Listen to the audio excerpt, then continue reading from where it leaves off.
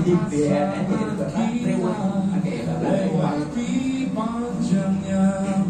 Oke, sekarang kita akan berbincang-bincang sedikit mengenai BNN kita. Oke, mungkin bisa dijelaskan sedikit terkait BNN itu tersebut. Jadi BNN itu adalah merupakan sebuah lembaga dari bawah langsung presiden, lembaga pemerintah non kementerian yang bertanggung jawab dan melaporkan kegiatan kepada presiden secara langsung. Sekolah untuk bersama-sama mengkampanyekan pesan-pesan anti penyalahgunaan narkoba dan hidup sehat tanpa narkoba.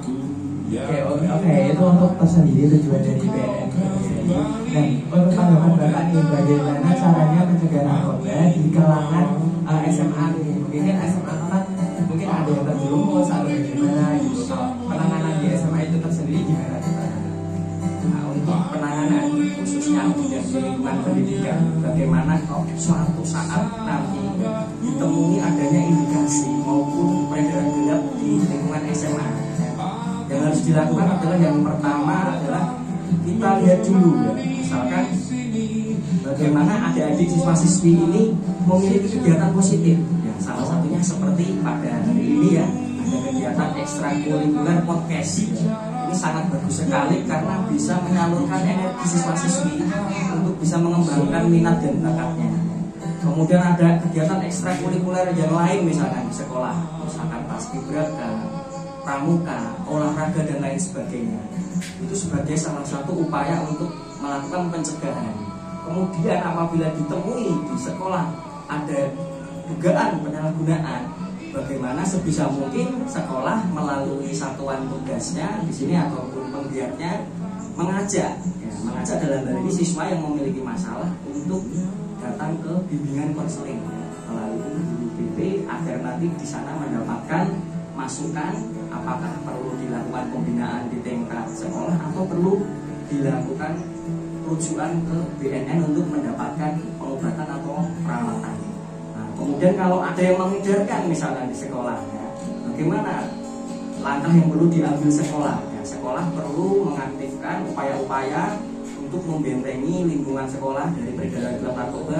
Salah satunya adalah melalui satgas tadi itu, satgas lawan narkoba, baik itu nanti dari anak-anak sekolahnya, dari OSIS, dari bapak ibu guru, nanti secara berkala dilakukan pemeriksaan ya, pemeriksaan di sekolah melalui upaya deteksi dini melalui tes urin dan juga melakukan pengawasan terhadap orang-orang yang masuk ke lingkungan sekolah yang tidak jelas asal usulnya. Seperti itu. Oke. Jadi itu untuk pencegahan di lingkungan pendidikan seperti itu ya.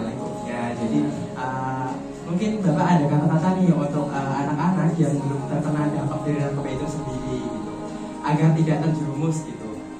Tip-tipnya ya, tips-tipsnya buat adik-adik, kali lagi seperti yang tadi saya sampaikan, kita harus bisa melakukan yang namanya pola hidup sehat ya. Sehat itu berarti kan ada kepanjangannya S, sadari dan ingat bahwa narkoba ini hanya akan menghancurkan masa depan kalian. Yang kedua, eratkan ya hubungan kita dengan orang-orang yang kita cintai, kita sayangi. Jadi ketika kita punya masalah, ketika kita punya persoalan, kita tidak lari ke narkoba, tapi kita minta support, dukungan dari orang-orang yang bisa membantu kita. Kemudian hanya hindari tempat-tempat ataupun tongkrongan-tongkrongan yang itu nanti bisa membuat kita terjerumus ke narkoba ya. Salah satunya mungkin di tempat-tempat hiburan malam, kalau anak sekolah mungkin tempat-tempat hiburan kesenian yang mungkin berisiko mabuk dan sebagainya. Sebisa mungkin kita jaga jarak ya, jaga jarak di situ.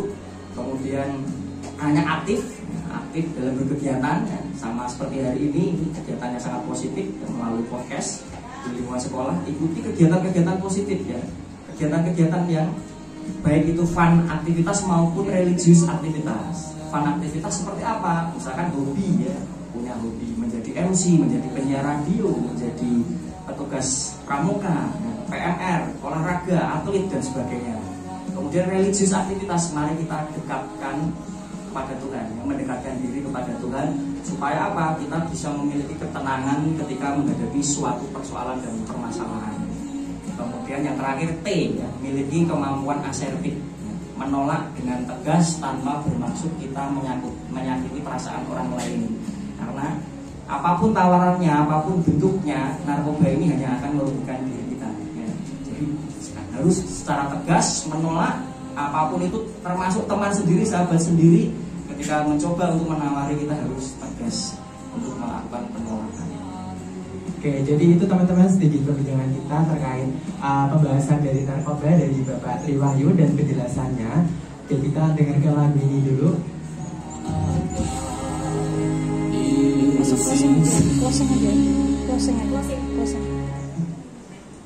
Closing aja. Terima kasih udah di sini gitu. Oke, terima kasih untuk Bapak Triwahyu sudah menemani di acara Good Morning Indonesia pada Radio Komunitas Pendidikan SMA Negeri 1 Umum. Bapak bisa silakan berdiri. Terima kasih Bapak untuk informasi-informasi yang telah diberikan. Terima kasih, sama-sama.